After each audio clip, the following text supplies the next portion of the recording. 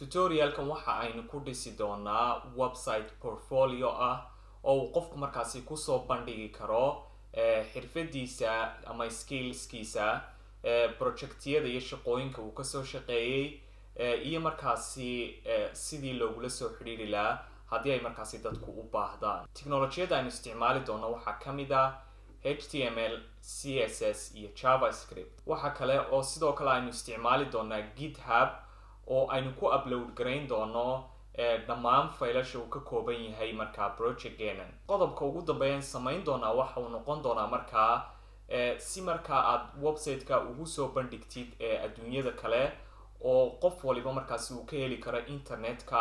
waxa aynu website-keena ku deploy gareyn doonaa internetka inagoo isticmaali doona markaasi qaab free ah. toolkan isticmaali doona waxa la yiraahdaa Netlify. waxaan rajaynayaa markaasi inaad jeclaysan doontaan oo aad diyaar tihiin.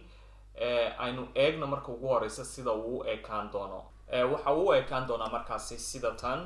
halkan waxaan ku haysanaa markaasi logo intaas. halkan waxaan ku haysanaa markaasi menu iyo emoji aynu halkaasi markaa dhignay. halkan waxaan ku haysanaa markaasi text iyo button markaa. haddaynu hoos u scroll garayno halkan waxaan ku haysanaa markaa projectiyada aynu samaynay. halkan waxaad dhigan doontaa markaa projectiyada kuwa aad samaysay ama website-yada aad dhistay kuwa aad isleedahay way ugu wanaagsan yihiin. markaynu dul tagna mouse-ka waxaynu arkanaa in uu markaa image-ku soo weynaanayo. haddaynu hoos u sii soconno halkan waxaan ku haysanaa gallery oo aynu dhignay markaasi sawiro. waxaa kusii xigaya markaa dhammaan projectiyada aad samaysay ayaad bartan dhigi doontaa. sidoo kale halkan waxaynu ku haysanaa skillska aad leedahay sida tusaalaan JavaScript, tusaalaan usoo qaatay React, CSS iyo Node.js. halkan waxaynu ku haysanaa markaasi qeybtii lagala soo xiriirayay oo uu qofku magaciisa ku qori karo iyo emailkiisa. sidoo kale waxa uu ku qori doonaa serviceka uu u baahan yahay. ma back end buu u baahan yahay inaad ka caawiso, ma wuxuu u baahan yahay markaasi front end mise full stack mise design.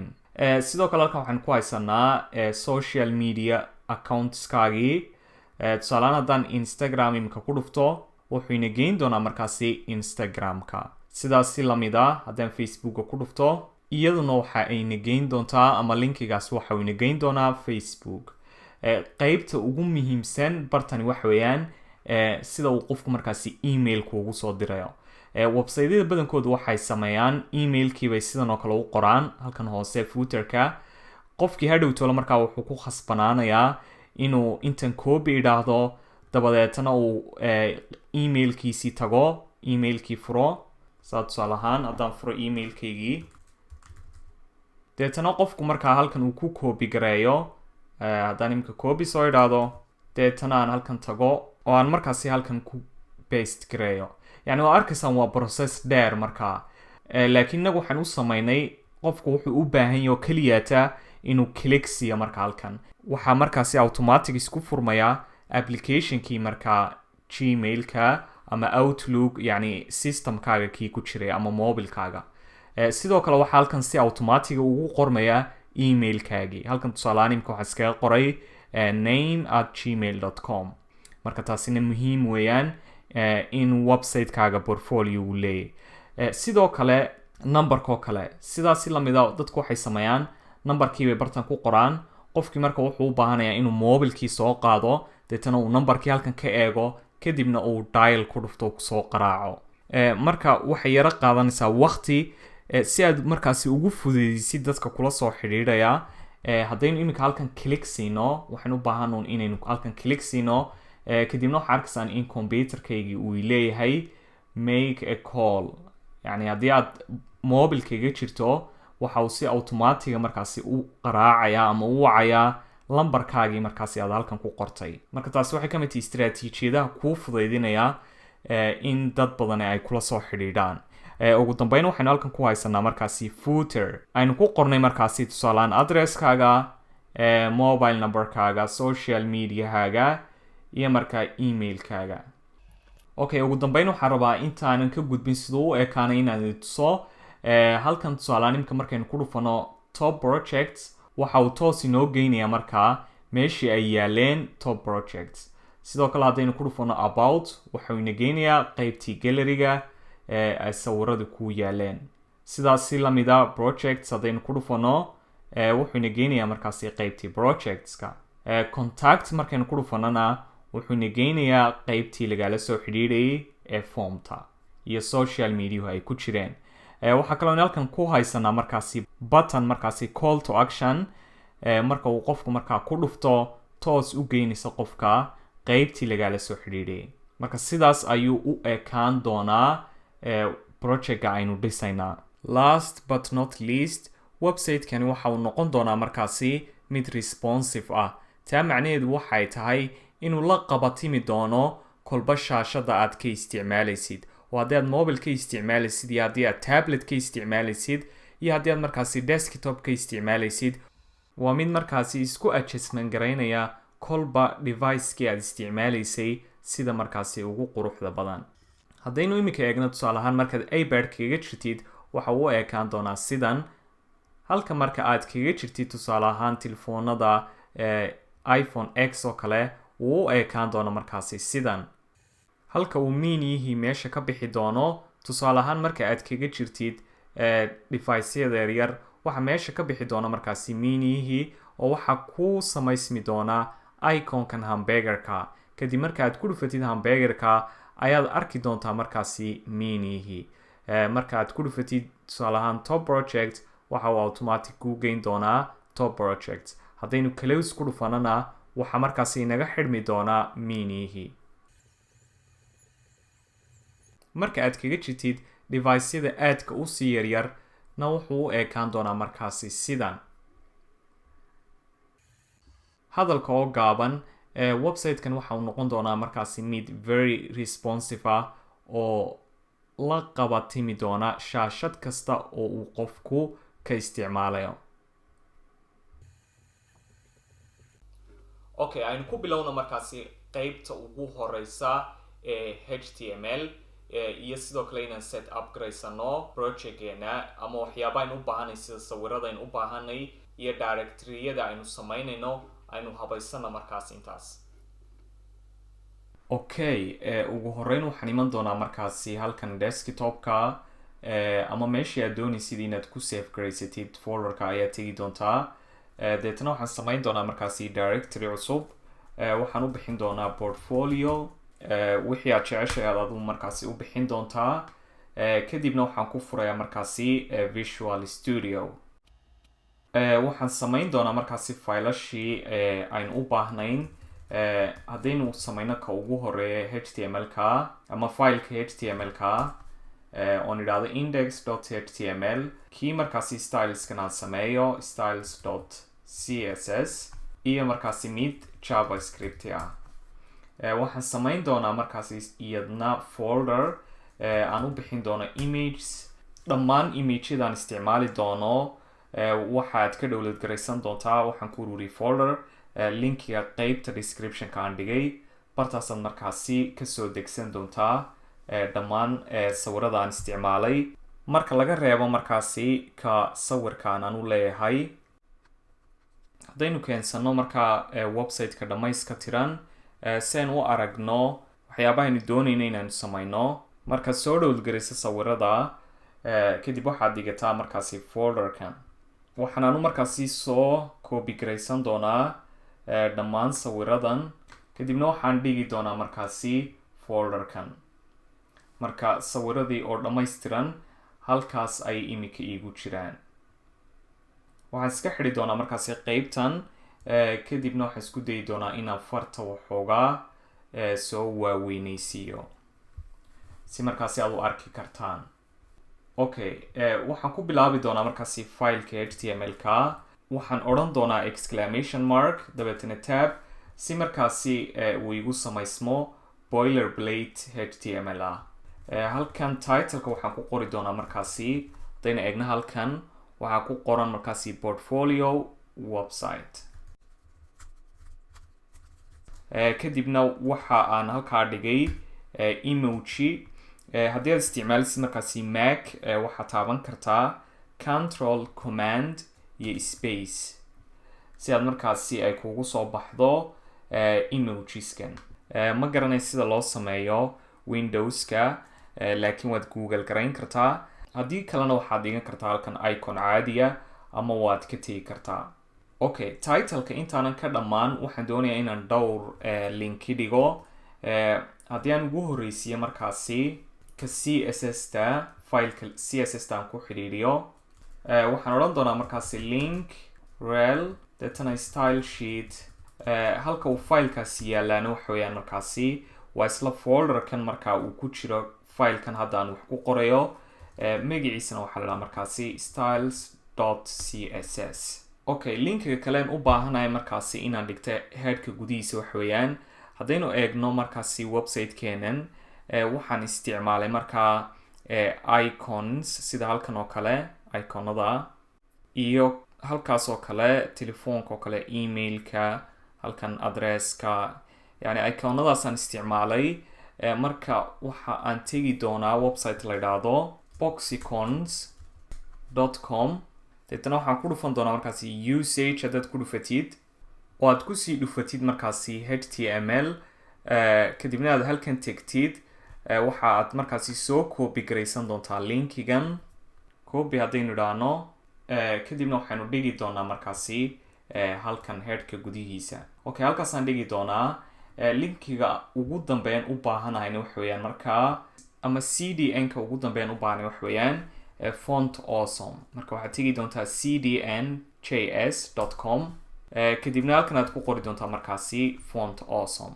haddaynu nidhaahno halkan click, halkan aynu ku dhufano, kadibna kan ugu sarreeya markaasi aynu soo copy garaysano url-kaas, haddaynu iska xidhno, kadibna waxaan iman doonaa markaasi linkiga boxiconska. kadib halkan aan markaasi ku qori doonaa link css, kadibna halkan sourceka ama href-ta ayaan markaasi dhigi doonaa linkigii aan soo copy garaystay. haddaynu intaa kaga nimaadno markaa cdn-ada iyo style sheetka aynu ku xidhiidhinaynay filekeena, waxaynu bilaabi doonaa contentiga bodiga. haddaynu halkan eegno, waxaynu haysanaa header ay ku guda jiraan markaasi logo iyo markaasi links ama nav links, iyo halkan waxaynu ku haysanaa markaasi emoji. okay, intaasaynu samaynaynaa hadda. ugu horeyn waxaa odhanaya haddaan halkan comment u sameeyo markaa, oon idhaahdo waa headerkii, kadibna aan sameeyo header class namena aan u sameeyo, ama aan ku daro class name la idhaahdo header. waxaan arkaynaa markaasi sitekan inuu responsive yahay.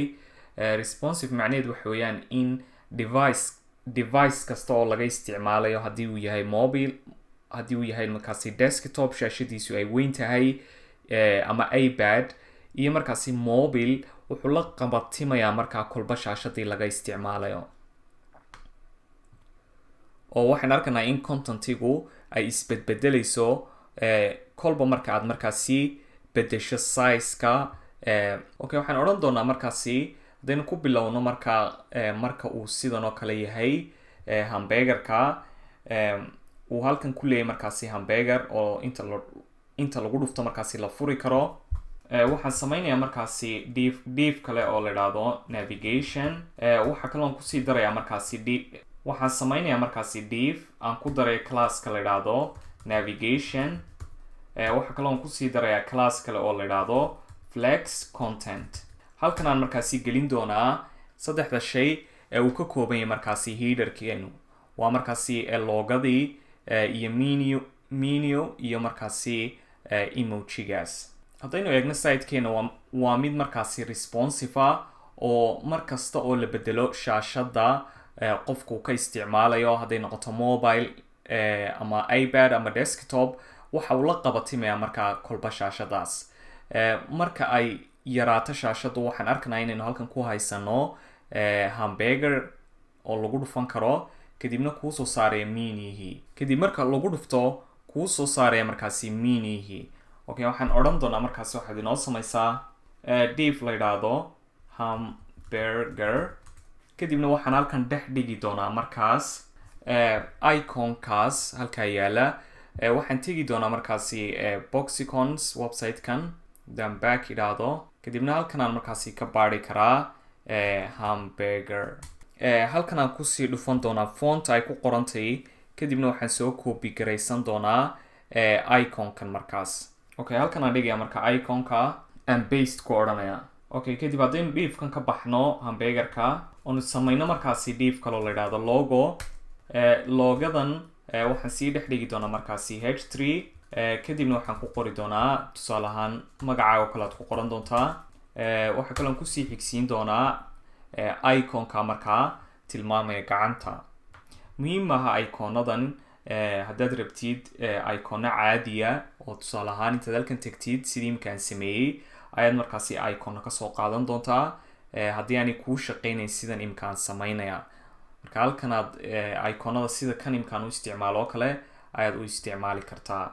okay diifkan isagana haddaan kasoo baxo oon sameeyo markaasi diif kaloo la idhaahdo menu menuga intaynaan samayn marka uu sizeku weyn yahay waxaan arkanaa in menu ay noo soo baxayso ay inoo soo baxayan markaasi home buttonski laakiin intaynaan samayn haddaynu ku horeyno marka uu screenku yar yahay oo aynu samayno tusaale ahaan marka lagu dhufto halkan waxa kuu soo baxaya markaa menu ka duwan kii marka uu sizeku weyn yahay CSS ayaan markaasi ku style garayn doonaa oonu ka dhigi doonaa in diifkan aan la arkayn oo uu soo baxayo marka halkaasi click la siiyo kadib marka halkan close lagu dhuftana uu xidhmayo okay haddaynu intan imika markaasi samayno waxaan u bixin doonaa markaasi top class la idhaahdo kadib haddaynu eegno waxaa halkan dhex yaala icon waxaan samayn doonaa markaasi span class namekeeda aan ka dhigayo close oo marka lagu dhufto bartaas ah magacaas aan u samaynayo kadibna waxaan halkan dhigayaa markaa iconkan markaasi closed ah haddaan halkan tago waan ku qoro markaasi tusaaleaan x oo kale ama close haddaan kan baqaato isku mid weeyaan markaa waxaan diidaya intaan daydayi lahaa waqtigu inuu inaga dhaco marka waxa aan dooranayaa kan waa la mid okay marka waxaan copy garaysan doonaa intan kadibna waxaan dhex dhigi doonaa halkan spanta okay waxaan kasoo dhex bixi doonaa markaasi diifkan hadaynu san wax yar u kala qaybsano si fiican aynu ugu arki karno okay waxaan kasoo dhex bixi doonaa markaasi diifkaas kadibna waxaan samayn doonaa listigan waxaan odhan doonaa unordered list ul class namekan waxaan u bixin doonaa nav list waxaa kaloon kusii dari doonaa markaasi flex content diif la idhaahdo maadaama aan ku style garayn doono flex box waxaan halkan dhex dhigi doonaa markaasi listigeeni waxaan odhan doonaa li nav item dan class nameka u sameeyo kadib halkan waxaan ku samayn doonaa markaasi link markaas anchor link class namekiisa la idhaahdo nav link dan halkan idhaahdo home kadibna halkan aan ku qoro markaasi home waxaa kaloona haysanaa markaa 1 2 3 4 list intan maan markaa copy garayn doonaa 4 jeer oo kale 1 2 3 4 haddaynu halkan iskaga tagno oo aynu idhaahno hashtag keliya taada u samee hadhow tolen usoo noqon doonaa oo si ay u fahanti markaas sababta aynu ugu qorayno magacyadaas okay kan labaad haddaan idhaahdo waxay noogu qoran markaasi haddaynu eegno top projects ka ku xigana waxaa ku qoran about ka kusii xigana waxaa ku qoran markaasi project kusii xigana waxaa ku qoran contact haddaan save idhaahdo hadda aynu ku furano markaasi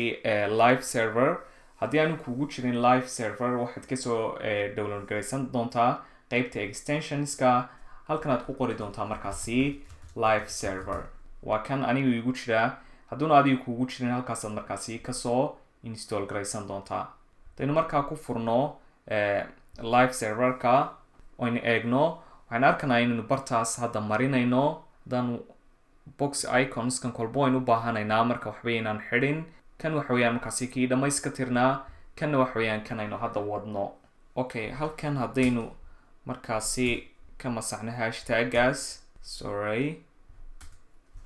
save idhaahdo okay waxaan ku xigsiinaa markaa haddaynu halkan u nimaadno waxaan ku xigsiinaa markaa qeybtan ay ku jiraan markaasi qoraalkan iyo buttonkan iyo markaas sawirkan iyo shaybabkan. Okay, intaynan qaybtan samayn waxaan ka tagnay qaybtan waxaan jeedaa iconka aynu markaasi iconkana ku darno. haddaynu ka dhex baxno markaa halkan div-kan oo nidhaahno waxaad inoo samaysaa just div, dabeetana halkan waxaan dhex dhigi doonaa markaa emojigaas. san hore u sheegay haddaan dar mar labaad kusoo celiyo, haddayna adiga kuu shaqaynayn keliyaad halkan tag, dabeetana tusaale ahaan smile haddaad ku qortid ood soo qaadatid markaa kan oo kale, soo copy garaysatid, kadibna waxaad dhex dhigan kartaa halkan markaa. Save haddaan imika idhaahdo oon eegno waxaan arkanaa inaynu ku haysana halkaa emojigaas. Okay, kaasaan aanu markaasi ku daysan doonaa. aan u nimaadno markaa qaybtan samaynteeda. Okay, waan kasoo dhex bixi doonaa, kadibna waxa aan samayn doonaa haddaan halkan ku samay markaasi comment oon u bixiya markaa qaybtan showcase. Okay, qaybtan intaynaan ka gudbin aan idhaahdo iyo qaybtan oo dhanba waxaad ku xidhaa markaas nav. waxaan odhan doonaa nav dot class name baan ku dari doonaa la idhaahdo nav container.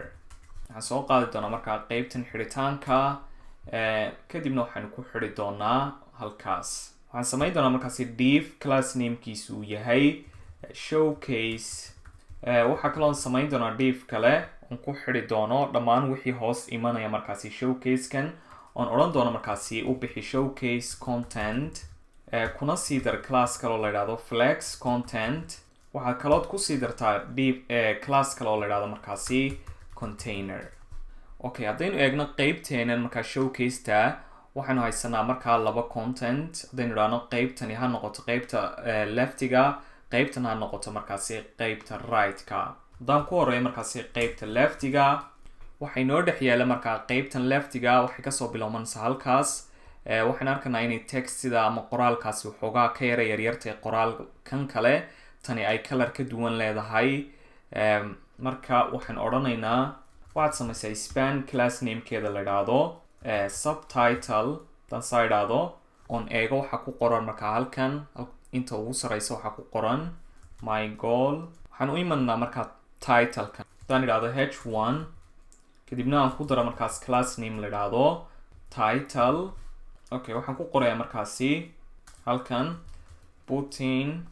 Okay, haddaan halkan markaa imaado oon halkan ku sameeya markaasi span, maadaamay ka duwantahay inta ku xigta textida kusii xigta putinka. marka waxaan odhanayaa halkan span aan u bixinaya markaasi magaceeda color, ama class name aan ku darayo la idhaahdo color. halkan waxaan ku qori doonaa markaasi any idea.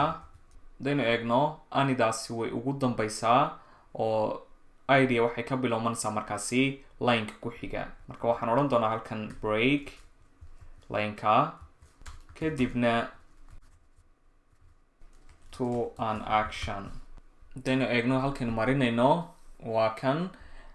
waxaa kusii xiga markaasi qoraalka kale oo isagu markaasi noqonaya ciwaan, laakiin ka yar ciwaankan aynu hadda isticmaalnay. haddaynu markaan idhaahno h4 waxaa ku qoran markaasi let's find out what we can achieve together. Okay, waxaa kusii xiga markaa buttonkan. waxaan odhan doonaa markaasi samee anchor tag class namekiisa la idhaahdo button. haddaynu halkan hashtag nidhaahno iyana meel yani linkiga marka lagu dul dhufto iyaanu meelna ina geyn, keliyaad home kaa taagnaado. okay, waxaa ku dhex qoran markaasi contact me. save. sidaa waxaan ku dhamaynay markaa qaybta leftiga. haddaan kasoo baxa markaa div-kan oon sameeya markaa qaybta right-ka. qaybtan right-ka waxaynu ku haysanaa markaasi shape-kan yellowga ama light yellowga. marka div aan u sameynaya la idhaahdo shape. waxba kuma guda jirayaan, div maran buu noqon doonaa. waxaa kaloon haysanaa markaa sawirkan. okay, image baan dhigi doonaa. markaa sourceka waxaan odhan doonaa etag imageska, kadibna waxaad dhigtaa sawirkan portfolio. save haddaan idhaahdo. okay, waxaan kasoo wada dhex bixi doonaa markaasi qaybtan. waxaan samayn doonaa markaa intaanan samayn qaybta ku xigta aynu eegno markaasi halkaynu wax marinayno. contentideeni waxay noogu eegtay markaa hadda sidan. haddaynu kasoo wada baxna halkan oon sameeyo markaa comment halkan ku sameeyo oon idhaahdo qeybta kusii xigtaa waxay noqonaysaa top projects I did. Okay, marka halkan aan idhaahdo top project waxaan samayn doonaa markaasi section class namekiisa la idhaahdo section. Haddaynu eegno waxa ku guda jiraya markaa qeybtan sectionka waxoogaa aan yara ballaadhiyo. Waxa ku guda jiraya markaa projectiyada aad qabatay tusaale ahaan ayaad halkan dhigan kartaa kuwa markaa ugu wanaagsanaa ee aad samaysay. Marka waxaynu haysanaa halkan waxaan ku haysanaa ciwaan. Okay, waxaan ku haysanaa markaasi 4 projecti oo wata markaa sawiradooda iyo ciwaanadooda iyo link. Haddaynu ku horeyno markaa titleka oon idhaahdo waxaad samaysaa div title class namekiisa la idhaahdo title. Waxaa kaloo u samaysaa id la idhaahdo markaasi top project. Okay, waxaa ku qoran markaa top projects I did. Then halkan kasoo baxno samayno markaa div kale oo ay ku guda jirayaan projectka laftirkiisa iyo markaa sawirka iyo ciwaanada iyo waxaas. Waxaan odhan doonaa halkan intaana dhaafin aan ku dara iconkaan isticmaalay waxa uu ahaa rocket.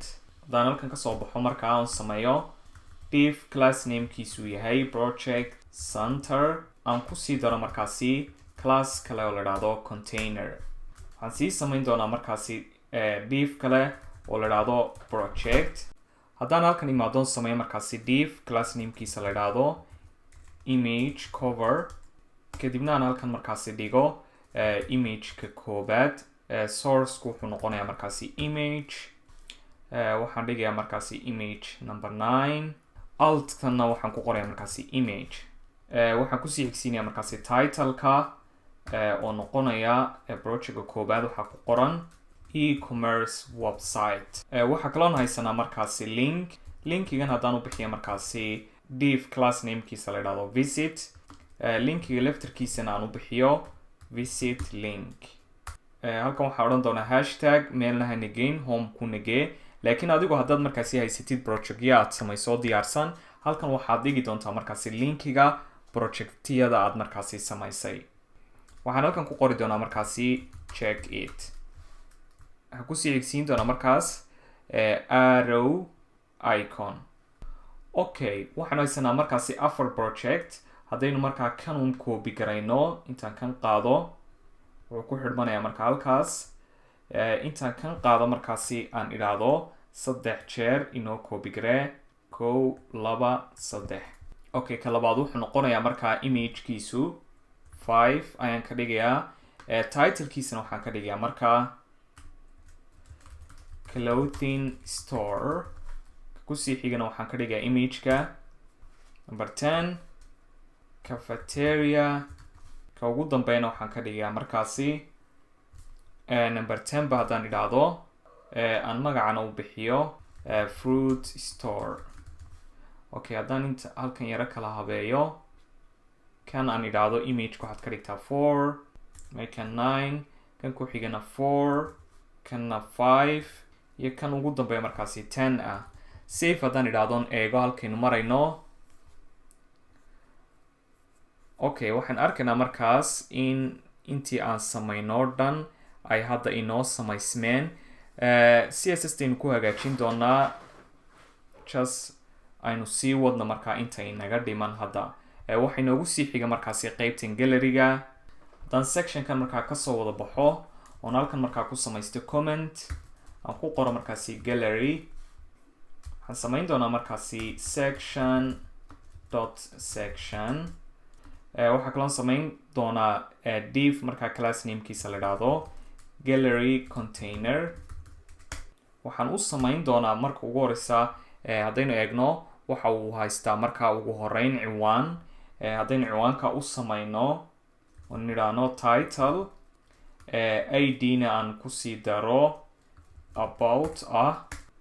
sababtan id-gan about ugu daraya wax weeyaan waxaan doonayaa hadhow toole marka lagu dhufto linkiyadan sida tusaale ahaan imka kan oo kale hadhow baan halkaa ku qori doonaa markaa about. marka lagu dhufto dusha sare aad taagantii markaad ku dhufatid haddaynu eegno imika markaynu about ku dhufano waxaynu dul tegaynaa markaa qaybtii galleryga marka that's why aan id-gan aan hadda ugu darayaa contact haddaynu ku dhufanana waxaynu tegi doonaa qaybta ay dadku kala soo xidhiidhayaan marka that's why aan ugu darayaa hadda id-gaas haddaan titleka imaado aan idhaahdo h1 gallery deetana icon aan markaasi kusii daro waxaan kasoo dhex bixi doonaa markaa diifka waxaan samayn doonaa boxkan weyn ee haynaya markaa boxkan weyn ee haynaya 4 markaa sawir marka waxaan odhan doonaa dot box haddaan kusii daro class name kale oo la idhahdo container gooni ayaan u samayn doonaa markaa sawir kasta yani intuu ku fadhiyo haddaan idhaahdo class name u bixi la idhahdo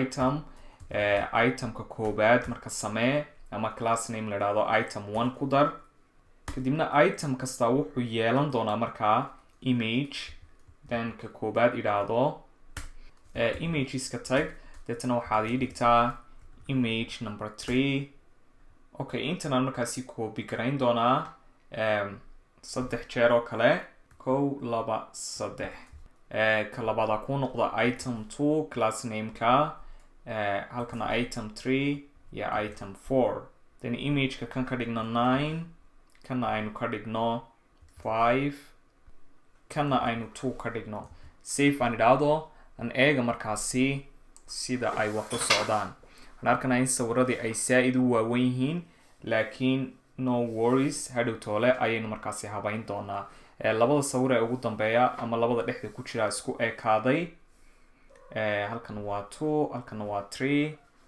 okay halkana markaasi 2 ah save yes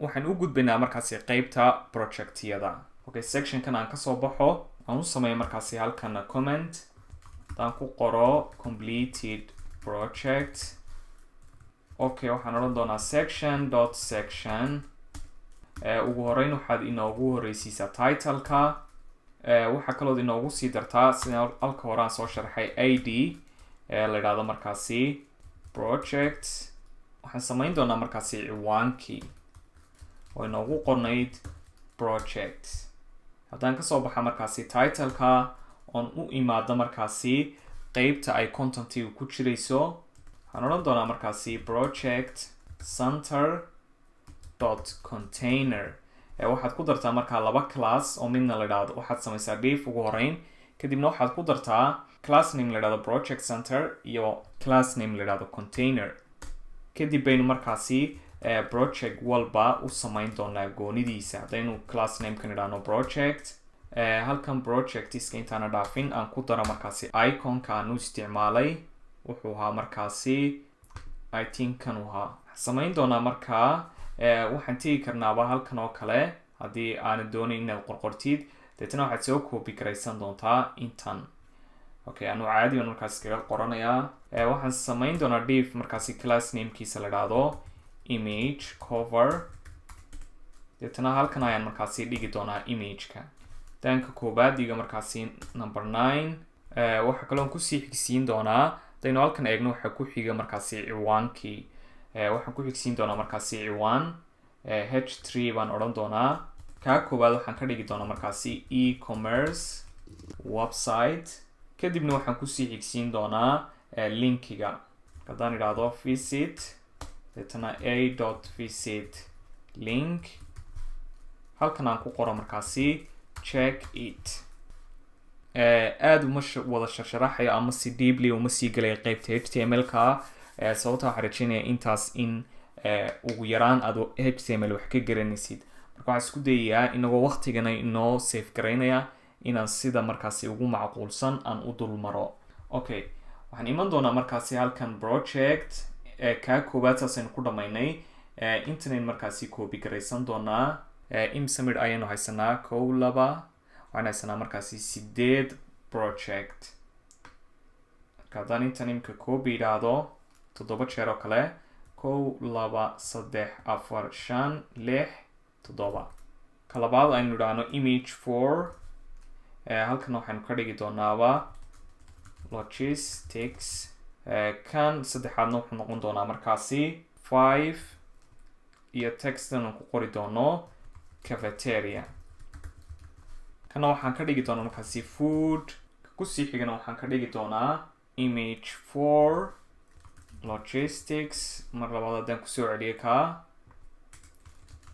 cafeteria sawirkana aan ka dhiga markaasi 5 kana haddaan ka dhigo markaasi image number 6 restaurant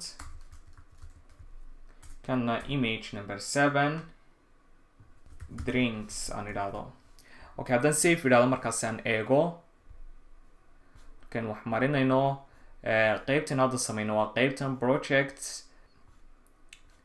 sawiradii waynu dhignay ciwaanadii waynu ku qornay linkiyadiina waynu u sameynay waxa inoo hadho keliya ta hadda waa labadan qaybood skillska iyo qaybtan markaasi formta iyo social media ka kooban iyo markaasi footerkeena oo noqonaysa qaybta saddexaad ee ugu dambeysa okay halkan aan markaasi xidhi doonaa ama aan ka bixi doonaa halkan aan ku sameynaya markaa comment aan ku qori doono markaasi skills waxaan u sameynayaa markaasi section haddaan idhaahdo section deetana class name aan ku daro la idhaahdo section ugu horeyn deetana aan kusii daro markaasi class name kaloo la idhaahdo skills waxa ugu horeeya ee halkan ku jira wax weeyaan ciwaankaas markaa waxaan ku dari doonaa markaasi class name la idhaahdo halkan title deetana halkan aynu ku qori doonaa markaa ciwaankii h1 haddaan idhaahdo my skills kadibna aan ku daro markaa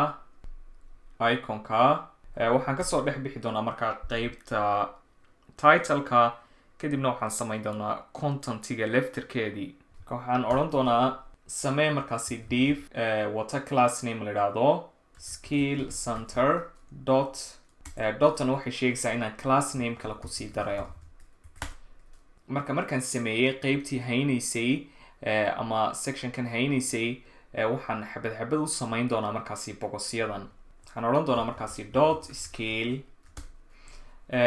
marka bogos kastaaba wuxuu ka kooban yahay iconka ciwaan iyo markaasi iconadaas haddaynu nidhaahno ugu horeyn span class namekeeda la idhaahdo icon kadib halkan aynu dhex dhigi doonaa iconada aynu u baahannahay waxaan tegi karnaa halkan iconka ugu horeyn u baahanay waxa weeyaan JavaScript haddaan halkan ku qoro JavaScript waa kan markaa kadibna kanaan soo copy garaysan doonaa halkanaan markaasi dhex dhigi doonaa laakiin haddaynu eegna halkan waxaan arkanaa marka la dul tago oo uu mousku dul tago markaa iconkan inuu sameynaya markaasi animation waxaad ka akhriyi kartaa markaasi qeybta usageka haddaan halkan furo new tab idhaahdo halkan aad kasii akhriyi kartaa wax kastood u baahantahay sida tusaalaan animationska marka animationka aynu u baahanay inagu wax weeyaan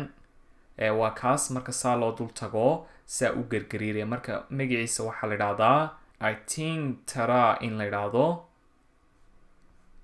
we can check kaas weeyaan marka waxaa la idhahdaa b extra hover marka class namekaas aynu ku daraynaa la idhaahdo b x tara hover then save idhaahdo aynu soo eegno markaa inaga xidh qaybtan waxaan arkanaa in bartaas inoogu samaysmatay iconkii inkastuu yar yahay hadda hadhow tolayn markaa habaynaynaa aynu sidaa ku dayna hadda okay iconka waxa kusii xiga markaa ciwaankii ciwaanka waxaan odhanayaa markaa h4 javascript waxaa kaloo inoogu sii xigaa qaybta markaasi ratinga ama xitigaha yani skillka intaa ka garanaysid adigu skillkaad rabtaad meeshan dhigan doontaa just waxaan doonaya inaan ku tuso qaabka loo sameeyo afar keliyaati kama dhigan kartid intaad rabtid ayaad markaasi ka dhigan doontaa xidigahana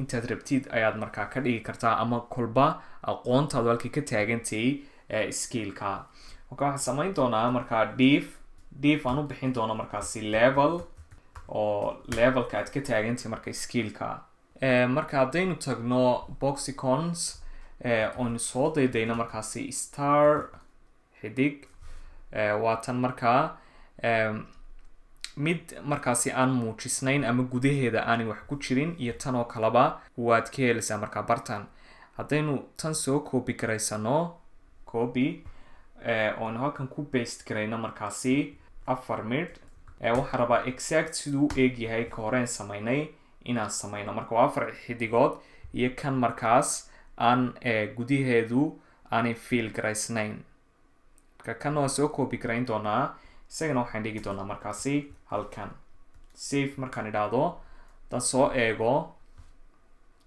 waxaan arkanaa inaynu bartaa ku haysano 4 xidigood iyo mid markaasi aan fill garaysnayn okay waxaan u baahanay markaa 3 skill oo kale haddaynu intan markaa copy garayno 3 jeer oo kale diifkan wuxuu ku xidhmay halkaas dan intan markaa soo copy garayo nidhaahdo copy paste 1 2 3 ka labaad waxaynu ku haysanaa markaasi react soo copy garaysta kan kadibna aan taga halkan markaasi uu yaalo iconkii JavaScript haddaan markaasi halkan ku paste gareeyo oon ku dara markaasi animationkii bx tada hover ka ku xigay wuxuu ahaa markaasi UI design I think CSS inuu ahaa ayaan jecelay marka taas CSS aynu soo copy garaysano aanu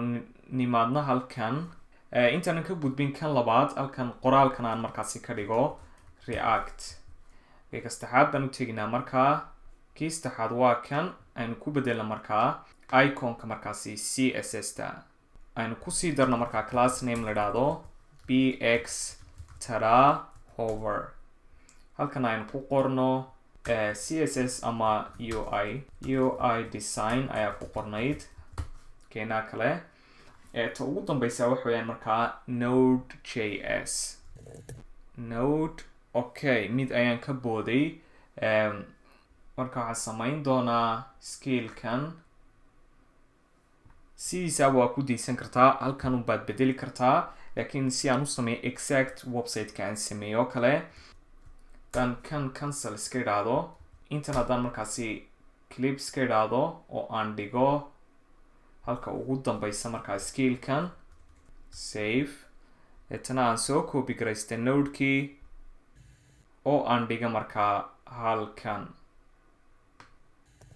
aan ku daro markaasi class name kale oo la idhaahdo sorry halkan I kale ayaa raacday ama closing tag kale bx tada hover halkan waxaan ku qori doonaa markaasi node.js save aynu eegno waa kuwa markaa inoo dhammaystiran skillskii waxaan u tegi doonaa markaasi qeybta formteena haddaan kasoo baxo sectionkan oon halkan ku samey markaa comment oon ku qoro markaa contact me ugu horeyn waxaan samayn doonaa container div kale oo markaasi haynaya qeybta formta oon u bixinaya markaa ama class name aan ku daray la idhaahdo form kadib form ayaynu samayn doonaa formtaas wax action ama yeelanayso ama qeybta back endida uma gudbayno kuma jiraysa markaa projectgeenan marka waynu iska tirtirinaa qeybta actionta wax weeyaan marka qofku kuu soo diro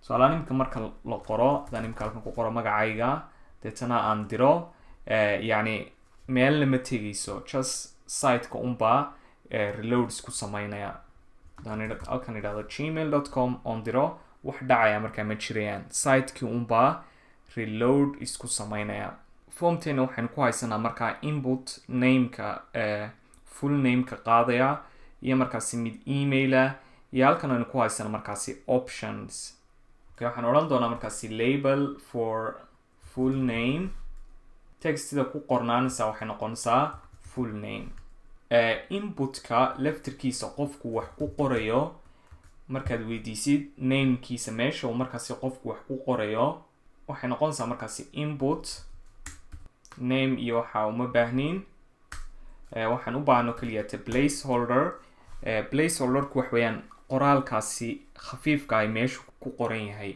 ayaa markaa la yidhaha placeholder. Hadaynu placeholder ka dhigno your name waxaa kaloon samayn doonaa markaasi label kale isagu noqonaya ka emailka. halkan waxaan ku qori doonaa email inputkii markaasi qofku wax ku qorayay waxaan odhanaa waxaan u baahanay input typekiisu yahay email. input placeholderkana waxaad inooga dhigtaa markaasi email. haddaynu u nimaadno qeybta optionska markaa hadaynu samayno label uu qofku markaasi aad ka ogaan kartid hadhow shaqada u baahan yahay. haddaynu idhaahno occupation waan ku qorno markaasi occupation waxaan odhan doonaa markaasi select id occupation namekana aan markaasi ku qoro occupation. okay marka selectidan aan dhex dhigi doonaa optionskan uu qofku kala dooranayo. marka haddaan optionka koobaad idhaahdo option front end valuehana aan ka dhigo front end intanaan markaa copy garayn doonaa 3 jeer. halkan waxaan odhan doonaa back end efta haddaan small ka dhigo tanna sidoo kale maadaami value tay halkan aan ka dhiga markaasi back end optionka ugu dambeeyana waxa weeyaan markaasi design. okay save haddaan idhaahdo waanu soo eegna markaasi halkaynu marayno waxaynu halkan ku haysanaa markaa full namekii iyo emailkii.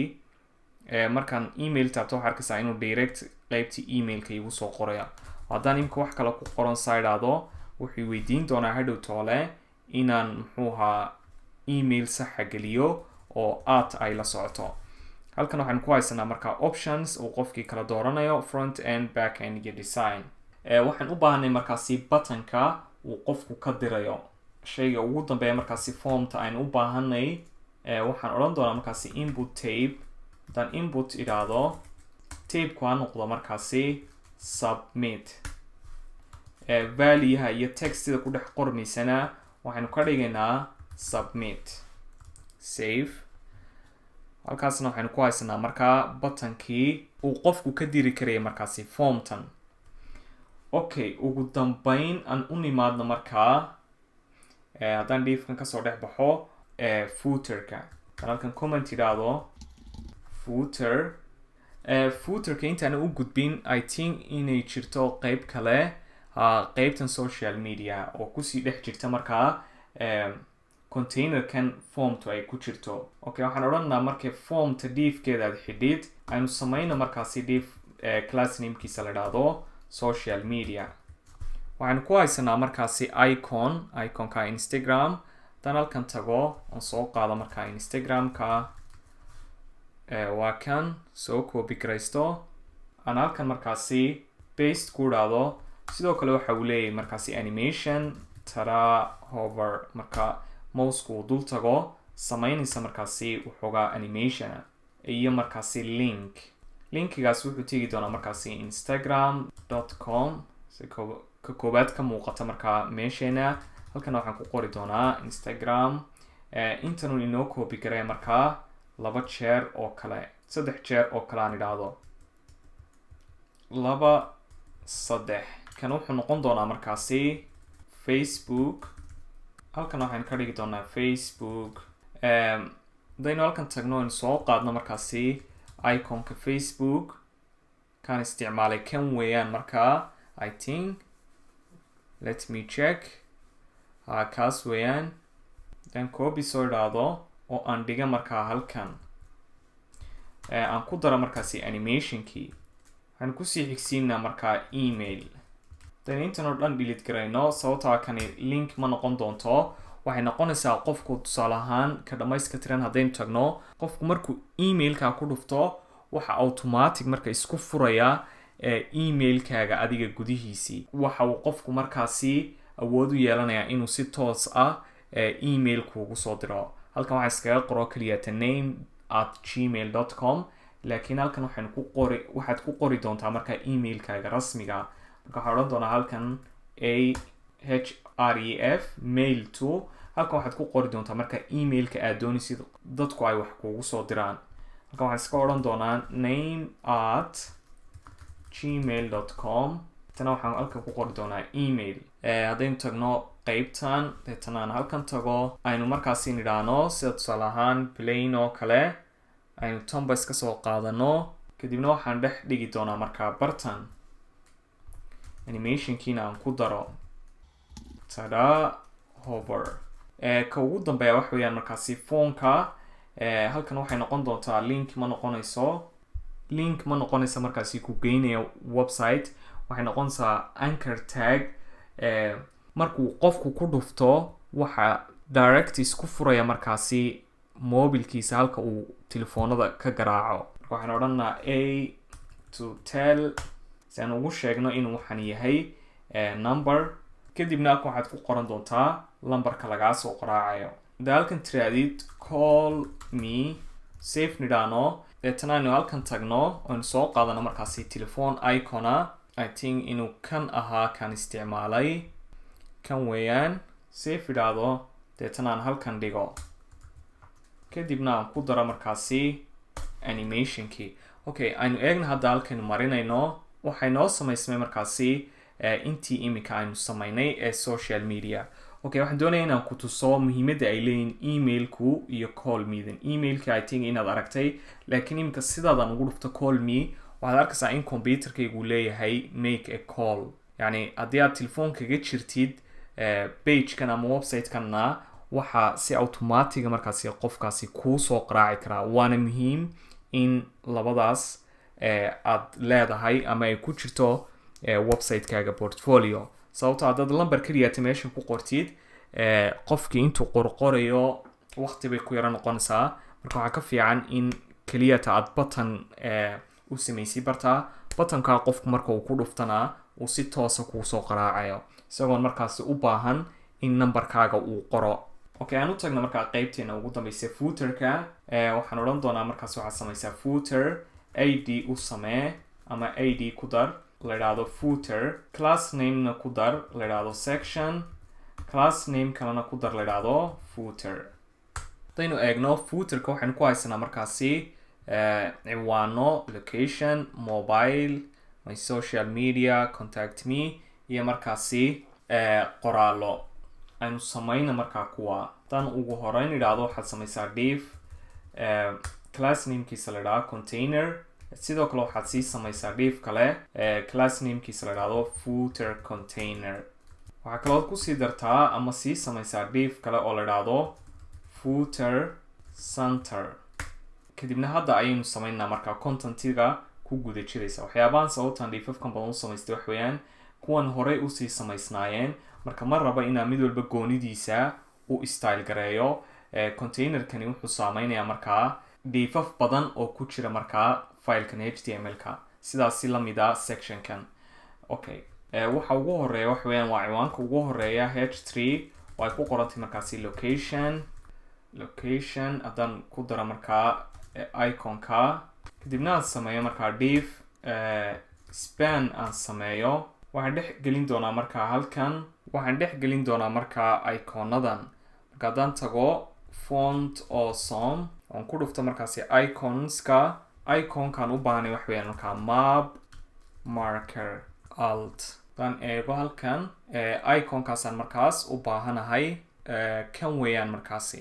haddaan kan tago oo aan markaasi intan soo copy garaysto kadib waxaan dhigi doonaa markaasi spanta gudaheeda. sababtan span u dhex dhigay wax weeyaan inaan waxaan doonaya inaan hadhow tolo CSS ta ku yareeyo ama ku weyneysiiyo kolba sidii aan doonayo. halkan aan markaa dhex dhigi doonaa kadib halkan aan ku qoran doonaa adresska aad degan tahay oo kale. marka adresskayga haddaan ku qoro isagoo dhammaystirnayn laakiin just aan iskaga qoro bartan and shopping Sweden. Okay, intan aan soo copy garayn doonaa footer center.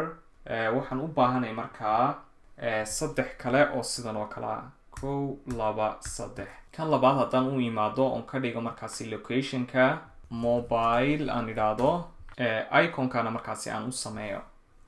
kadib halkan spant waxaan dhex dhigi doonaa lambarkaagii oo kale.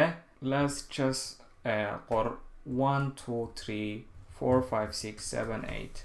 waxaa kaloo u baahanay markaasi icon phone haddaan halkan ku qoro phone-kaan isticmaalay halkan aan ku isticmaalay kaas weeyaan marka waa kan dan soo copy garaystay intan oo aan dhex dhiga markaa bartan ka kusii xigaa waxay noqonaysaa markaa waxaa ku qoran my social media iyo markaa iconka aynu u baahannahay halkan font also aynu uga baahanayno wax weeyaan paper kan weeyaan aan soo copy garaysto oo aan dhiga markaa halkan waxaan ka dhigi doonaa markaasi social media accountskana saa tusaale ahaan Instagram-ka oo kale ku qori kartaa ama Facebook-gaaga tan halkan iska idhaahdo @Instagram /name okay aan eegno markaasi save haddaan idhaahdo aan eegno halkaynu marayno okay waxaan maraynaa bartaas I think locationka inaynu 2 jeer qornay oon usoo noqonaynaa waxaynu haysanaa markaa my social media iyo contact me markii horena saasoo kale aan sameeyey ka ugu horeeya ayaan ka booday marka intan aynu soo qaadi doonaa aynu 2 jeer ku celinay dan soo qaada intan cut idhaahdo halka ugu dambaysa aynu dhigna markaa diifkan wuxuu ku xidhmayaa halkaa marka bartaas aynu dhigi doonaa halkan aynu ku qori doonaa markaas contact me okay smiling face ayaa yaalay I think waa in waxoogaa ma garanaysaa shax yar iyo macaaniin aad ku dartaa wix aad qurxin kartana aad qurxisaa si markaa inaan halkan waxaad kusoo bandhigaysaa skillskaagii waxaagii si markaa dadku halkaa uga cabir qaataan waxyaabaha aad samayn kartid iyo sidaad creative-ka u tahay iyo wixii lamida contact me marka waxaan u baahannahay inaynu halkan dhigno envelope oo kale taan isticmaalay waxay ahayd calaamadaas emailka tilmaamaysaa marka tan bay ahayd waxay ahayd markaasi var aan kasoo dhex heli kari waayay laakiin waxay noqonaysaa envelope halkanna waxay noqonaysaa markaa emailkaagii tusaale ahaan your company @gmail.com intaynu sameynay halkan khalad bayn samaynay waa in nambaradani ay banaanka ka yaalaan sida numberkan oo kale spanta waa inuu banaanka ka yaalaa oo spanta ay ku jirtaa keliyata iconku sidoo kale halkan location-tana sidoo kale Instagram sidoo kale tanna sidoo kale save aynu markaasi hadda eegno footerkeenina saasuu inoogu dhammaystiran yahay marka waxaynu u gudbaynaa ugu dambeyn waynu ka dhammaanay qeybtii muxuu ahaa HTML-ka ahayd ee boringka ahayd marka waxaynu u gudbaynaa qeybta CSS-ta be ready for that